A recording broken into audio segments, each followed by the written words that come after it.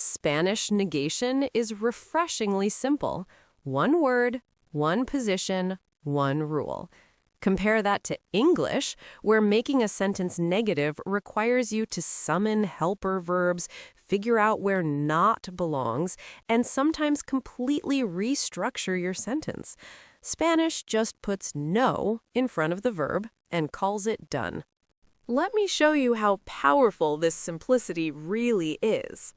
Take any Spanish statement. Ella habla español. She speaks Spanish. To make this negative, you place no directly before the verb. Ella no habla español. She doesn't speak Spanish. That's it. You didn't add a helper verb, you didn't change the main verb's form, you just inserted no in its designated spot. Now watch what English forces you to do with the same sentence. She speaks Spanish cannot become negative by simply adding not somewhere. You can't say she not speaks Spanish or she speaks not Spanish. English demands that you bring in the auxiliary verb, does, then add not or its contraction, then change speaks back to its base form, speak. She doesn't speak Spanish. 3 changes to accomplish what Spanish does with one word in one position. This pattern holds across every tense, every subject, every verb in Spanish. The word no always goes immediately before the conjugated verb. Always. There are no exceptions to memorize, no irregular negations, no special cases where the rule breaks down. Let me walk you through examples across different subjects and verbs so you can feel this consistency. Yo tengo hambre. I'm hungry. Literally, I have hunger. Negative, yo no tengo hambre. I'm not hungry. The no slots in before tengo and the job is done. Ellos viven en la playa. They live at the beach. Negativo. Ellos no viven en la playa. They don't live at the beach. Same pattern. No before the verb, viven. Nosotros entendemos el problema. We understand the problem. Negative. Nosotros no entendemos el problema. We don't understand the problem. The no finds its home before entendemos. El sol brilla hoy.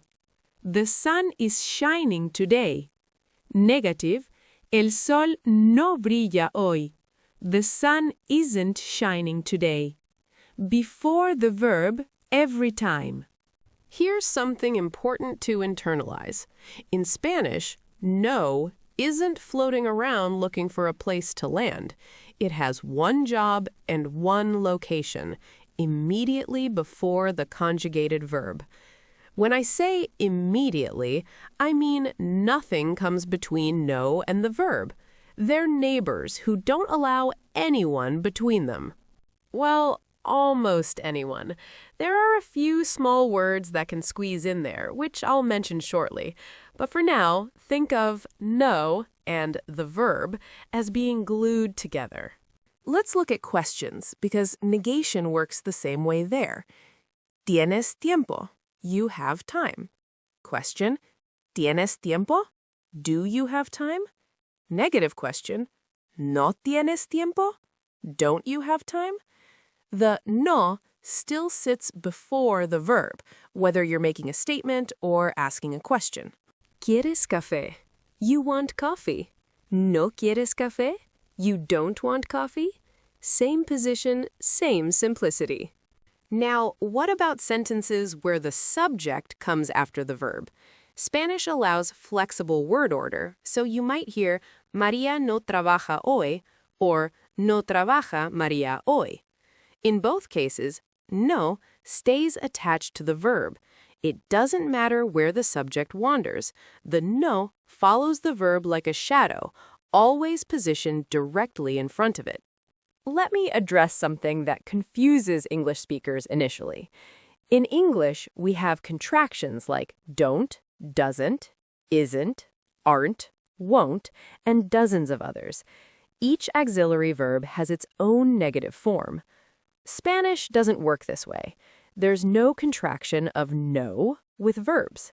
No remains its own separate word, always spelled the same, always pronounced the same, always functioning the same way regardless of which verb follows it. This means once you know how to negate one Spanish verb, you know how to negate every Spanish verb. The knowledge transfers completely. No como, I don't eat. No duermo, I don't sleep. No trabajo, I don't work. No entiendo, I don't understand. No quiero, I don't want. The pattern never varies. Let's practice with some everyday situations. You're at a restaurant and the server asks if you want vino. You don't drink alcohol. No bebo alcohol. 3 words, done. You're telling a friend about your hermano. He doesn't live in this ciudad anymore. No vive aquí. Clear and direct. Someone asks if you understand the película. You're lost. No entiendo nada. I don't understand anything. Someone assumes you have hijos. You don't. No tengo hijos. Someone thinks you speak alemán. No hablo alemán. Every negation follows the identical structure. Now, I mentioned that a few words can come between no and the verb. These are object pronouns, small words like me, de, lo, la, le, nos. When these appear in a sentence, they squeeze in between no and the verb. No lo sé. I don't know it. No me gusta. I don't like it. Literally, it doesn't please me. No te entiendo. I don't understand you. But notice that even with these pronouns present, no still comes before everything else in that verb cluster. It's still leading the pack. The core rule remains intact. No takes the front position, pronouns follow if they exist, then the verb. For now, as a beginner, just know that this happens. You'll encounter it naturally, and it will start feeling intuitive. Here's a practical tip for building sentences. When you're constructing a negative statement in your head, find the verb first. That's your anchor. Once you've identified the verb, place no directly before it. Everything else in the sentence can arrange itself around that core. Subject before if you want, time expressions after, additional details wherever they fit naturally. But the no plus verb combination stays locked together. Compare this to the mental gymnastics English requires. To negate she reads books every night, you need to think, okay, present tense, third person, so I need does not or doesn't, and then reads has to become read because does is carrying the tense now. She doesn't read books every night. In Spanish, ella lee libros cada noche becomes ella no lee libros cada noche. You added no, and nothing else changed. This efficiency extends to compound tenses too, though you'll encounter those later. For now, know that even as Spanish grammar grows more complex, the negation strategy remains constant. Find the conjugated verb, put no before it. The rule scales with you as you advance. There's something freeing about this consistency.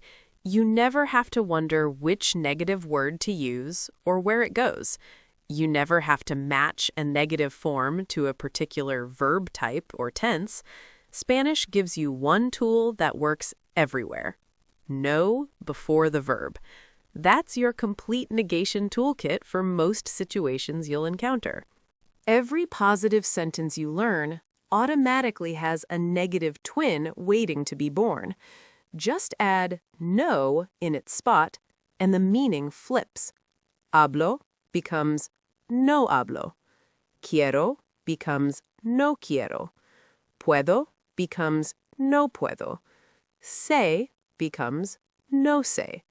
the transformation is instant and predictable.